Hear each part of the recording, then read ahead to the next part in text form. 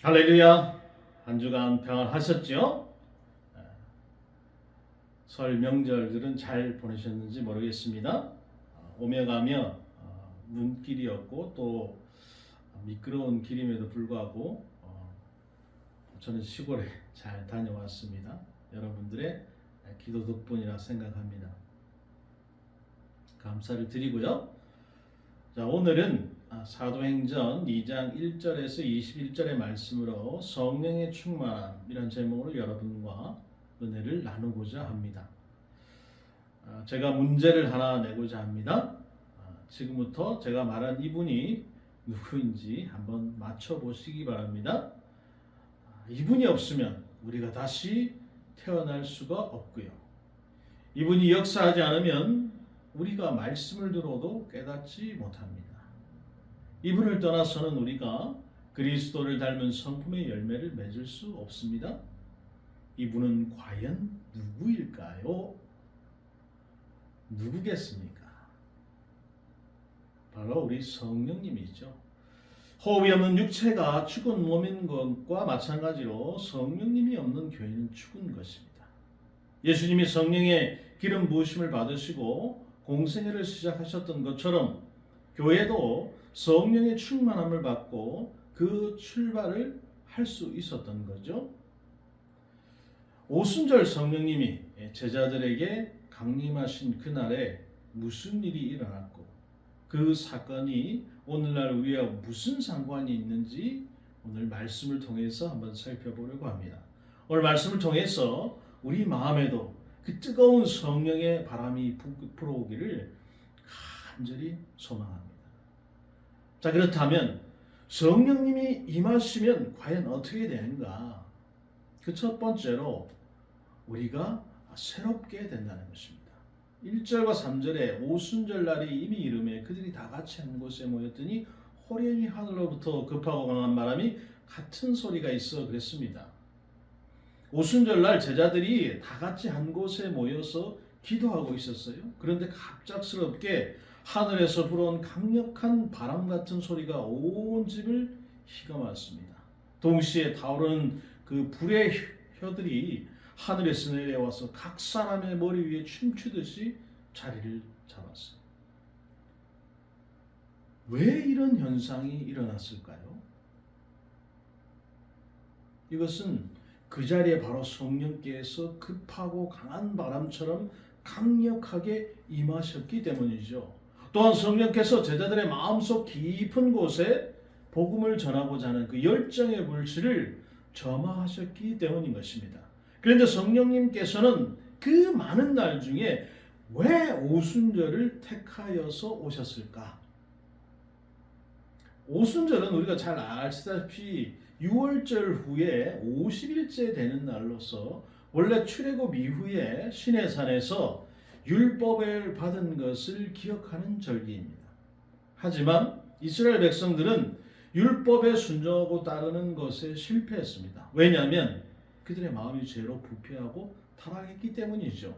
그래서 하나님께서는 예레미야와 에스겔을 통해서 율법 대신에 성령의 법을 주시겠다라는 새 언약을 약속하신 바가 있습니다. 때가 되면 더 이상 너희들이 돌판에 새겨진 그 율법이 아니라 사람들의 마음의 법을 내가 기록하겠다 하셨잖아요. 우리에게 성령을 부어주셔서 우리의 굳은 마음을 부드럽게 하시고 하나님의 뜻을 따를 힘을 주시겠다고 예고하셨어요. 이 날은 바로 새 언약이 성취되는 날이에요. 약속하신 대로 성령께서 강력한 바람처럼 불길처럼 우리들의 심령 속으로 들어오셨습니다.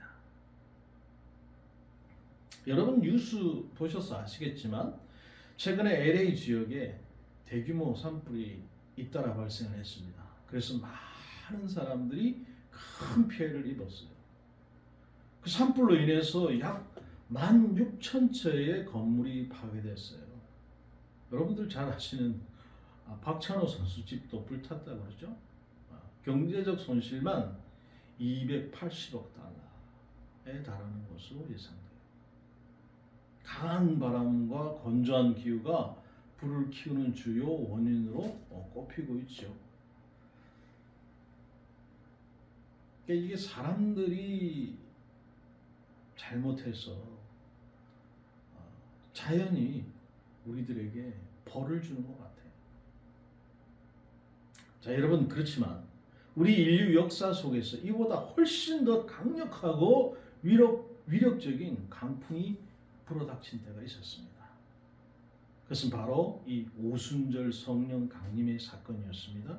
이 오순절 성령 강림 사건은 사람의 마음속의 역사에서 그 사상과 가치관과 철학을 뿌리부터 변화시키고 마침내 인류 역사의 흐름마저 바꾸어버린 대변혁의 사건이었다, 이렇게 말할 수 있어요. 성령님이 임하셔서 완전히 새로운 인생을 살게 된 사람들이 너무 많습니다. 그 중에 미국의 2차 대각성 운동을 이끌었던 찰스 핀이라는 분이 있어요. 이분은 원래 법을 공부하고 변호사로 활동하던 사람이었습니다. 현실적이고 논리를 추구하는 삶을 살던 찰스 핀이는 교회를 다니긴 했지만 하나님과 개인적인 관계를 느끼지 못했어요. 그 동시에 하나님의 법을 제대로 지키고 있지도 않고 있는 내가 어떻게 구원을 받을 수 있을까, 이런 깊은 고민에 빠져 있었어요. 자, 그가 답을 찾지 못하고 답답해야 했던 그가 어느 날 뉴욕주 아담스 숲속에서 이제 무릎을 꿇고 기도를 하기 시작합니다. 그 순간 그의 표현에 따르면 성령의 불이 그의 온 존재를 감싸면서 깊은 평화와 사랑을 경험하게 되었다는 거예요. 자신의 모든 죄가 다 용서받았다는 강한 확신이 생겼다는 거예요. 이후에 그는 이 변호사로서의 삶을 내려놓고 복음 전도자가 되기로 결심합니다. 그의 설교는 성령의 능력으로 가득 찼어요. 사람들이 그의 설교를 듣고 울고 자발적으로 무릎 꿇고 죄를 회개하고 하나님께로 돌아오는 일이 계속 일어났지요. 그는 평생 동안 약 50만 명 이상의 사람들에게 복음을 전하면서 미국 전역에서 영적 부흥을 일으켰습니다. 사랑하는 여러분, 우리의 삶도 마찬가지입니다. 성령님께서 우리 안에 임하시면 모든 것이 변하게 되어 있어요. 성령의 역사는 메마른 사막에 내린 단비처럼 죽은 땅을 새롭게 하고 생명의 꽃을 피워내는 기적을 일으키십니다. 우리가 성령 충만하면 하나님은 우리를 그분의 뜻을 이루는 도구로 사용하시는 거예요. 하나님의 사랑과 능력이 우리를 통해서 흘러가고 또 다른 사람들의 삶에도 변화의 바람을 일으키게 되는 것입니다. 한 사람의 변화가 또 다른 사람의 삶을 새롭게 하고 결국에는 공동체 전체가 새로워지는 역사가 일어나게 되는 것입니다. 물론 바람은 우리가 만들어낼 수 있는 게 아니죠. 하지만 바람이 들어오도록 우리가 창문을 열어놓을 수는 있는 것입니다. 그게 뭐라고요, 여러분? 바로 기도인 것입니다. 성령의 바람이 불어오기를 우리의 마음과 이 땅이 새로워지길 함께 기도해야 하는 것이죠. 닫혀있던 마음의 창문, 불평, 불만과 원망으로 꽉 닫힌 그 창문을 활짝 열어놓으면 바람이 들어와서 우리를 변화시키기 시작하는 거예요. 성령의 바람 속에서 우리는 다시 새롭게 될 수 있습니다. 하나님이 그 바람으로 우리와 이 세대를, 이 시대를 흔들고 깨우시길 간절히 소망해 봅니다. 두 번째로 성령님이 임하시면 우리는 장벽을 넘어서 소통할 수 있게 되는 것입니다. 오순절 성령님께서 강림하시자 어떤 일이 벌어졌습니까? 그날 예루살렘은 동쪽의 바데인과 메데인과 엘라민에서부터 북아프리카와 로마에 이르는 광활한 땅에서 온 각기 다른 언어와 이야기를 가진 사람들이 한자리에 모여들었어요. 왜 모여들었는지 잘 몰라요. 그런데 갑자기 제자들이 그들이 온 나라 각자의 방언으로 하나님의 큰 일을 전하기 시작하는 거예요. 이를 들은 사람들이 깜짝 놀라며 이렇게 말했죠. 다 놀라 신기하게 여겨 이르되 보라, 이 많은 사람들이 다 갈릴리 사람이 아니냐. 갈릴리 사람들은 발음이 투박하고요, 학문적으로 뛰어난 사람들로 보이지가 않아요. 한마디로 촌놈처럼 보이는 겁니다. 그러니까 촌놈처럼 보이는 사람들이 그렇게 얘기를 하니까 더 충격적으로 느껴지는 거예요. 왜 우리 그런 거 있지 않습니까? 아니 세상에 전혀 뭐 악기 하나 뭐 음악 하나도 생판 모를 것 같은 거짓골을 한 사람이 저기 지하철 어딘가에 있는 거기 피아노에 앉아서 피아노 연주를 한다. 깜짝 놀라죠. 마찬가지 그런 현상이. 왜 성령이 임하시자마자 이런 현상이 일어나는가? 많은 사람들이 오순절에 임하신 성령님께서 하신 일을 두고 창세기 11장에 이 바벨탑 사건 때 주어졌던 저주를 완전히 뒤집는 사건이라고 말합니다. 그때 사람들은 하나님을 대적하면서 자기 이름을 높이려고 했어요. 교만한 죄인들이 높아지려고 하자 하나님은 그들의 언어를 혼잡하게 만들어서 온 세상에 흩어버리시죠. 그런데 이제 하나님은 완전히 다른 일을 하시는 것입니다. 성령의 능력으로 예수님의 그 증인들을 통해서 그 흩어진 민족들을 다시 하나로 모으려고 하시는 거예요. 성령이 역사하시는 곳마다 이렇게 언어의 장벽을 넘어서 복음이 전달되는 역사가 일어나게 된다는 겁니다. 근대 선교의 아버지다라고 불리는 윌리엄 캐리 잘 아시죠? 그는 32세에 인도의 선교사로 파송이 됐습니다. 그는 성령이 주신 특별한 언어의 은사가 있었어요. 벵골로, 힌디어, 산스크리트, 뭐 인도는 나라도 크지만 언어도 막 복잡해요. 근데 무려 30개 이상의 언어와 방언을 배워서 이 언어들로 성경을 번역했다는 거예요. 놀랍지 않습니까? 우리 선교사님들도 그 어눌한 입술을 통해서 뭐 현지어로 복음을 전하고 제자를 세우고 이것이 여러분 사람의 힘으로 되는 일이 아니에요. 여러분 이게 성령의 신비가 아니고서야 설명할 길이 없는 것입니다. 자 그런데 모두가 이 사건을 경이롭게 본 것만은 아니에요. 또 어떤 이들은 조롱하여 이르되 그들이 새술에 취하였다 하더라. 몇몇 사람들이 비웃음을 흘리면서 제자들이 말을 이 새술에 취한 헛소리로 치부하려 했다는 거예요. 하지만 술에 취한 사람들의 말과는 전혀 다르게 제자들은 명확하게 그 발음으로써 하나님의 큰 일을 전하고 있었죠. 그들의 조롱에도 불구하고 이 사건은 성령께서 함께 하신 강력한 증거였다라는 것입니다. 여기서 제자들이 성령을 통해서 다양한 언어로 하나님의 큰 일을 전했던 사건은 단순한 이 언어의 기적을 넘어서 모든 장벽이 허물어지는 은혜의 역사가 시작됨을 보여주는 것입니다. 요즘에 우리가 서로 대화를 나누다 보면 말이 안 통할 때가 많아요. 같은 한국어를 쓰는데 서로 이해하기 힘든 순간이 찾아오는 거예요. 예를 들면 이런 거예요. 요즘 애들은 왜 이렇게 고생을 모르냐? 라는 말에 젊은 세대들은 억울함을 느끼고 말귀를 못 알아들으시네 하는 말에 부모님 세대는 서운함을 느끼는 거예요. 어떤 사람들은 네가 더 노력하면 되잖아 라는 말이 상대방에게는 상처가 될 수 있다는 걸 모르고 던지곤 한다는 겁니다. 노력할 기회조차 주어지지 않는 사람들에게 그런 말은 벽을 더 두텁게 만들 뿐인 거예요. 결국 각자가 처한 상황과 경험이 다르기 때문에 같은 말을 들어도 다르게 전달되는 것입니다. 그러나 성령님의 역사하심은 그러한 벽들을 무너뜨리고 마음과 마음을 잇는 소통을 가능하게 하는 거예요. 완벽한 언어 능력이나 전문적인 설명으로도 해결할 수 없는 간극을 성령께서 부드럽게 연결시켜 주시는 거예요. 성령의 인도하심에 우리가 순종을 할 때 사람들 사이에 그 존재하던 벽들이 서서히 녹아내리게 되는 겁니다. 그리고 우리가 이렇게 다르지만 하나가 될 수가 있구나 라고 놀라게 되는 것이죠. 그것은 결코 인간의 노력만으로는 이룰 수 없는 것입니다.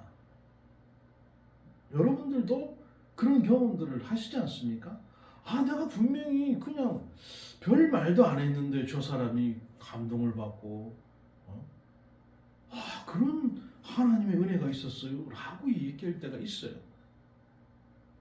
그건 여러분 우리가 말을 잘해서 우리가 하나님에 대해서 설명을 잘해서가 아닙니다. 성령께서 그 사람의 마음속에 역사하셨기 때문에 그런 일들이 일어나는 거예요. 하지만 성령의 능력 안에서 가능한 일이 있는 거예요. 여러분 바로 이 초대교회 모습이 바로 그런 모습이었어요. 그게 증거입니다. 그러므로 우리 삶 속에서 이 관계의 벽이 느껴질 때마다 어떻게 해야겠습니까? 앞으로 우리 얼굴 안 보고 삽시다. 이렇게 해야 되겠습니까? 아니면 우리는 성령님, 제가 저 사람의 말을 이해하고 마음을 열어서 보여줄 수 있도록 도와주십시오. 사람과 사람 사이의 벽을 허무시는 분이 바로 성령님이심을 우리가 믿습니다. 라고 기도해야 되겠습니까? 여러분들께서 만약 그렇게 기도하신다면 성령님께서 반드시 도와주실 것이라 생각합니다. 당장 하나가 될 수는 없을지 몰라도 적어도 서로를 이어주는 다리가 놓이기 시작할 거예요. 그래서 우리가 성령님을 의지해서 이 열린 공동체, 화해 공동체, 소통하는 공동체를 이루어갈 수 있게 되는 것입니다. 그런 일들이 더 많아지기를 주님의 이름으로 축복합니다. 마지막으로 성령님이 임하시게 되면 우리는 비전과 참된 자유를 얻게 되는 것입니다. 베드로는 사람들이 제자들을 보면서 저 사람들이 세술에 취했나 봐 라고 비웃는 걸 들었어요. 하지만 베드로는 당황하거나 물러서지 않았어요. 보통 때 같으면 가서 그냥 주먹을 한 대 쳤을지 몰라요. 그런데 성령님이 임하시니까 차분하고 강력하게 그 사람들의 오해를 풀어주는 거예요. 때가 제3신이 너희 생각같이 이 사람들이 취한 것이 아니라 이런 것 선지자 요엘을 통하여 말씀하신 것이니 일렀으되. 여러분 유대인들의 그 이른 아침이라고 하는 것은 금식과 기도로 하루를 열고 경건을 다지는 시간입니다. 술에 취했다라는 의심은 그 자체로 어불성설이에요. 왜냐하면 그 시간에 그럴 수가 없거든요. 베드로는 더 중요한 얘기를 합니다. 이건 우리가 그냥 이상한 행동을 하는 게 아니야. 선지자 요엘이 예언했던 바로 그 일이 일어난 것이다. 어떤 예언을 말하는 것입니까? 하나님 말씀하신 말씀에 내가 내 영을 모든 문체 보여주리니 너희의 자녀들은 예언할 것이요 너희의 젊은이는 환상을 보고 너희의 늙은이는 꿈을 꾸리라. 그때 내가 내 영을 내 남종과 여종에 보여주리니 그들이 예언할 것이요. 우리가 찬양 많이 하는 바로 그 내용입니다. 자녀들은 예언할 것이요. 여기서 여러분 말세는 예수님이 승천하신 뒤에 재림하기 전까지의 기간을 의미하는데요. 그러므로 성령이 강림한 지금이 바로 말세인 거예요. 하나님께서 이때 성령을 모든 사람에게 부어주신다 약속하셨습니다. 여기서 포인트는 모든 사람입니다. 남녀노소를 가리지 않고요. 직업 귀천을 따지지 않고요. 신분 따지지 않고요. 모든 사람에게 성령님이 임하셨다.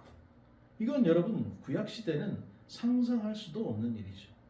성령을 받은 사람의 여러분 어떤 일이 납니까? 아들들과 딸들이 예언하고 젊은이들이 환상을 보고 늙은이들이 꿈을 꾼다. 여기서 예언, 환상, 꿈은 모두 하나님의 비전을 깨닫는다라는 것을 말하는 거예요. 그러니까 성령님이 임하시면 이 넷플릭스나 유튜브나 쇼츠만 보던 사람들이 하나님의 주신 그 큰 그림을 그때서야 보게 되고 이해하게 된다. 젊은이들은 원단 비전을 가슴에 품고 나이가 많은 사람들은 지혜로운 꿈을 꾸고 하나님 나라의 일을 어떻게 함께 이루어가나 그걸 생각하게 된다. 정말 가슴 뛰고 설레는 일이 아닐 수가 없지.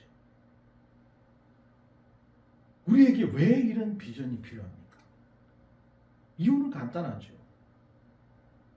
우리의 인생이 가치 있게 쓰이기 위해서 그런 것입니다. 세상의 목표들은 여러분 우리를 순간적으로 만족시킬 수는 있어요. 그렇지만 진정한 의미는 주지 못합니다. 반면에 하나님의 비전은 우리를 더 큰 목적으로 위해 살게 합니다. 비전은 마치 우리 삶의 나침반과 같아요. 성령이 우리 마음에 비전을 심어주실 때 우리는 단순히 하루하루를 살아가는 사람들이 아니라 영원한 가치를 위해서 달려가는 사람이 되는 것입니다. 이런 삶이 살맛나는 삶이죠. 아무 꿈도 비전도 없는 삶은 영적으로 죽은 삶입니다. 지지난주인가요? 전국 학생 수양회가 열렸는데요. 그 메신저로 세운 한 자매 이야기를 들려드리고자 합니다. 이 자매는요, 어릴 적부터 배운 바이올린으로 이 음악가가 되고자 하는 목표가 있어요. 예고에 들어가서 열심히 노력했어요. 예상치 못한 입시 실패와 재수, 큰 좌절을 겪습니다. 이후에 독일에서 유학의 길을 개척해보지만 이 또한 녹록지 않아요. 독일 얘기하니까 우리 다영이 생각이 나는데, 다영이도 독일에서 지금 유학을 하고 있잖아요. 근데 독일 생활이 막 광야 같았다는 거예요. 의지할 것도 없고요. 그 어려움 속에서 어느 날 자기가 그저 사랑하기 때문에 라는 찬양을 통해서 예수님의 사랑을 깊이 깨닫게 되었다. 그동안 사람들을 사랑하지 못했던 자신을 회개했다는 것입니다. 그리고 성령 안에서 하나님과 지속적인 교제를 누리는 삶을 경험하게 됐다는 거예요. 결국 그 사람은 한국으로 돌아와서 음악교육과에 입학합니다. 입학 전 고등학교 때 하나님께서 구령대 위에서 말씀을 전하는 꿈을 자신에게 주셨던 것을 다시 한번 떠올리게 됐다는 거예요. 이를 계기로 캠퍼스의 목자로서 부르심을 깊이 영접하게 됐다는 거예요. 그래서 기도로 복음 전파를 시작하고 또 청년부와 전도를 계획하고 캠퍼스 영혼들에게 다가갔다. 그 결과로 13명의 새로운 학생들이 교회 초청을 받아서 오는 놀라운 열매를 맺을 수 있다는 거예요. 자, 이 자매 여러분, 처음에는 자신의 꿈을 위해서 달렸어요. 하지만 성령님은 이 자매의 시선을 하나님의 꿈으로 돌리셨고 그 안에서 더 큰 기쁨과 사명을 발견하게 됐다는 거예요. 사랑하는 예수님의 교회 성도 여러분, 이 자매 한 분뿐이겠습니까? 우리 모든 오늘 이 말씀을 듣고 있는 우리 학생들, 청년들에게, 우리 성도들에게 성령님이 강력하게 임할 수 있기를 간절히 기도합니다. 그래서 비전을 보고 꿈을 꾸는 청년 세대가 세워질 수 있기를 간절히 기도합니다. 19절 21절에 보니까 또 내가 위로 하늘로부터 기사를 아래로 땅에는 징조를 베풀리니 곧 피와 불과 연기로다. 주의 크고 영원한 날이 이르기 전에 해가 변하여 어두고 달이 변하여 피가 되는 누구든지 주의 이름을 부르는 자는 구원을 받으리라. 아멘. 피와 불과 연기, 이런 기사의 징조는 출애굽기를 연상케 하는데요. 하나님께서 이스라엘 백성들을 출애굽시킬 때 10가지 재앙을 통해서 바로를 치셨습니다. 나일강을 피로 변하게 하시고 흑암잠 때는 해가 어두워지게 하시고, 이로써 바로가 항복하고 이스라엘 백성들이 당당하게 출애굽을 하게 되죠. 오순절 성령 강림 사건은 제2의 출애굽 사건이라고 할 수 있어요. 출애굽 사건이 이스라엘 백성을 애굽의 노예 상태에서 해방시킨 것처럼 성령 강림 사건은 우리를 죄의 권세로부터 자유롭게 한 날입니다. 죄는 우리의 영혼을 짓누르고 하나님의 뜻을 보지 못하게 만들어요. 하지만 성령님께서 임하시면 우리는 죄와 싸울 수 있는 힘을 얻게 되는 거예요. 성령은 우리를 가르치시고 때로는 책망하시고 무엇보다 승리할 수 있는 힘과 비전을 우리에게 주시는 것입니다. 오늘 우리가 말씀을 통해서 살펴본 이 오순절 성령 강림은 하나님의 구속 역사의 중요한 전환점이자 새로운 시대의 소망을 알리는 사건입니다. 성령께서 강림하신 그날 제자들은 두려움을 떨치고 담대함을 입었어요. 그들의 입에서 터져나온 이 복음의 메시지는 언어와 민족의 장벽을 초월해서 온 세상으로 퍼져나갔습니다. 이는 하나님께서 예언자들을 통해서 약속하신 새로운 언약의 성취, 모든 민족과 열방에게 구원의 문이 열린 위대한 순간이었어요. 오늘날에도 성령님께서는 우리 가운데 역사하십니다. 성령께서는 하나님의 말씀을 깨닫게 하시고 예수님을 더 깊이 알도록 인도하십니다. 또한 우리를 담대하게 하시고 예수님의 이름을 높이고 증언하는 삶을 살게 해요. 복음의 능력을 의심하지 않고 모든 민족에게 하나님 사랑과 구원의 소식을 전하도록 성령께서 우리를 도와주시는 것입니다. 성령님께서 우리의 마음을 새롭게 하시고 충만하게 임재하시기를 간절히 기도합니다. 성령님께서 서로 간의 장벽을 허물어 주시고 사랑과 소통으로 하나 되는 우리 공동체를 이루어 가시기를 간구합니다. 우리의 입술과 마음을 열어서 그 복음의 능력을 전하고 우리를 통해서 하나님의 그 사랑이 흘러가도록 우리를 사용해 주시기를 간절히 구합니다. 이를 통해서 주께서 주시는 그 모든 하나님의 구원의 은혜를 충만히 체험하시는 우리 모든 예수군의 교회 성도 여러분과 우리 예수군의 교회가 되기를 주님의 이름으로 축복합니다.